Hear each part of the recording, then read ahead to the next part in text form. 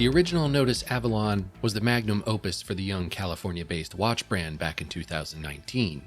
It took everything they had created up to that point and elevated it to being the ultimate dive watch. With cutting-edge case manufacturing, insane lume application, and a beautiful fit on the wrist, it was hard to beat. So, how do you improve upon that and create a successful follow-up to what many consider to this day to be the brand's best watch? Well, Nodus seems to have found a way.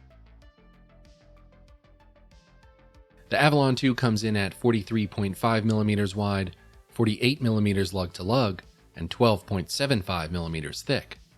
I almost didn't read these specs out loud because they mean next to nothing when it comes to how this watch wears. It wears more like a 40mm watch that is closer to 46mm lug to lug, and with the wrist to crystal measurement only being 10mm, this is one of the most deceiving watches I've ever put on. The case is undeniably Seiko inspired and even managed to capture some of that Seiko magic with its dimensions. This is largely unchanged from the Avalon I, and if it ain't broke, don't fix it. Aside from some of the small changes I'll discuss in a bit, Nodus spent most of their time creating a new clasp to debut alongside the Avalon II. The new clasp is called the NodeX clasp, and it's the brand's first foray into a quick adjust system integrated into the clasp. The operation of this clasp is pretty foolproof. There's a small button on the inside, and you push where it says push.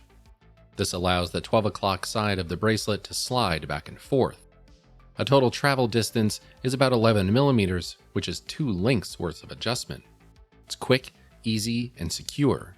Not to mention, there's almost no height added to the clasp when compared to Nodus's other clasps. For a brand whose watches are around $500 on average, this is quite the achievement to offer.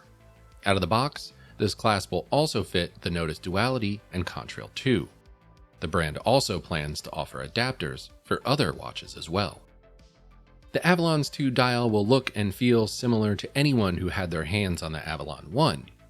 The lume application is still insane, and the hands and markers are still bold and highly legible. Nodus decided to go with a textured dial, and it features a waffle pattern.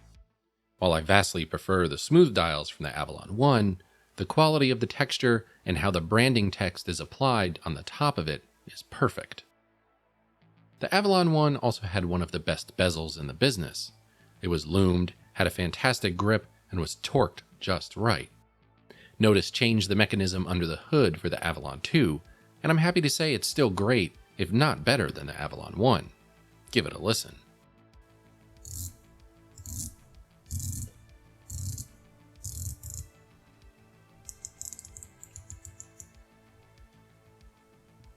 The Avalon II is a masterclass in doing things right when it comes to a big dive watch.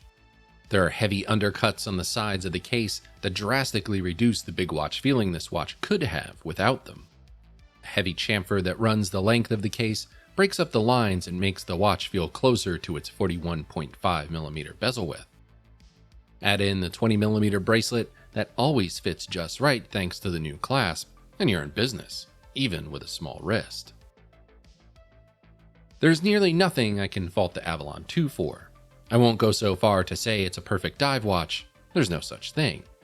With that said, I have a friend who is a master scuba diver and routinely dives with an Avalon I, and he stands by it as one of the best watches he's ever used. Nodus created the Avalon to showcase what they were capable of. Somehow the CNC machine case has gotten even better from the Avalon I to the Avalon II. With the way Nodus likes to improve upon their designs, the world of dive watches should be terrified of what an Avalon III might do. Thanks for watching the video review of the Nodus Avalon II. If you enjoyed this review, head over to watchclicker.com. If you enjoyed this video, please subscribe.